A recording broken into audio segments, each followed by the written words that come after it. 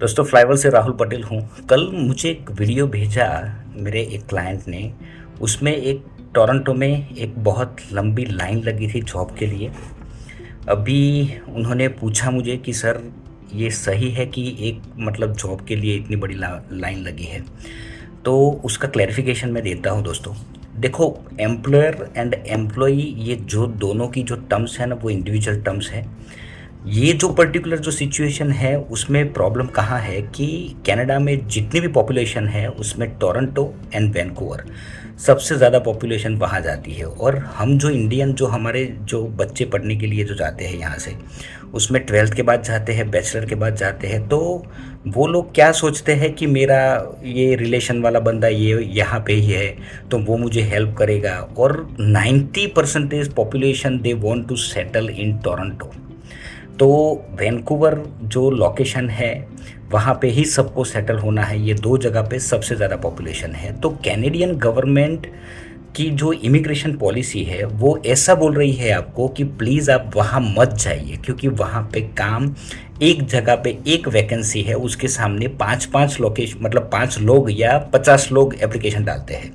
और जो under development location है वो गवर्नमेंट उनको प्रमोट कर रही है, जैसे रूरल रिन्यूअल स्ट्रीम हो गई, जैसे एसआईएनपी हो गया सस्कस्टन। तो बहुत सारे प्रोग्राम हैं जिसमें कम्युनिटी है और कम्युनिटी सपोर्ट करने के लिए रेडी है। तो इन शॉर्ट कनाडा में ऐसा नहीं है, ये गलत बात है कि वहाँ पे अपॉर्चुनिटी नहीं है। अगर अपॉर्चुनिटी नहीं होती तो 5 लाख बंदे जाते नहीं। तो ये जो आंकड़ा है ना वही बोलता है कि वहाँ लोग जाते हैं, मतलब अपॉर्चुनिटी है, वो सीधी बात है। मगर ये मिस इंटरप्रिटेशन है, मतलब ये गलत बात है। वहाँ पे इन शॉर्ट टोरंटो में नहीं जाना है। मैं कई बार अपने वीडियो में भी बोला हूँ कि टोरंटो मत जाइए। आजू बाजू का जो लोकेशन है वो जहाँ पे गवर्नमेंट फुल आपको सपोर्ट करेगी, परमानेंट रेसिडेंसी आपकी जल्दी होगी वहाँ पे, तो वहाँ ही जाना चाहिए। और प्लीज़ ये थोड़ा ट्रेन जो है ना वो चेंज करिए, क्योंकि आप सपोज़ आप टोरंटो में चले गए और आप वैंकूवर में चले जाएंगे तो आपको दिक्कत तो होगी ही होगी, क्योंकि ये डिमांड सप्लाई की पूरी गेम है। एंड अच्छे एम्प्लॉयर को अच्छा एम्प्लॉई चाहिए, अच्छे एम्प्लॉई को अच्छा एम्प्लॉयर चाहिए। वहाँ पे कनाडा में पर आवर सैलरी होती है।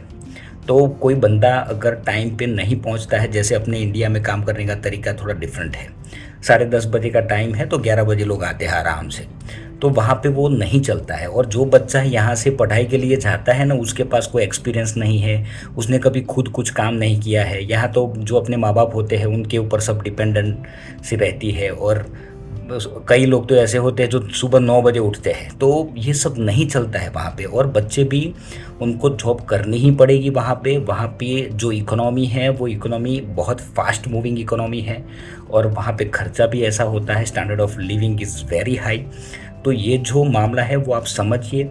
ये तो क्या है कि मीडिया पे कुछ भी किसी ने एक वीडियो मतलब अपलोड कर दी, वो वीडियो फिर शेयर करने के लिए मतलब सब लोग शेयर कर लेते हैं, क्योंकि उसको ऐसा लग रहा है क्योंकि वहाँ कनाडा तो उन्होंने देखा ही नहीं है कभी। मगर इन शॉर्ट इसका कंक्लूज़न ये है कि देखो, एम्प्लॉयर को अगर एम्प्लॉई के साथ काम करना है ना तो वो टर्म्स बहुत क्लियर होती है कनाडा में। अगर आप उनको सेटिस्फाई नहीं करेंगे एम्प्लॉयर को, तो वो दूसरे दिन आपको ना बोल देगा कि कल से तू मत आना। यहाँ तो थोड़ा बहुत चला भी लेते हैं गुजरात में, तो यहाँ पूरे इंडिया में वहाँ पे नहीं चलता है। तो इन शॉर्ट ये गलत है। और वहाँ बहुत अपॉर्चुनिटी है कनाडा में, आप जाइए, बिंदास जाइए, मगर अंडर डेवलपमेंट लोकेशन में जाइए। Okay, thank you.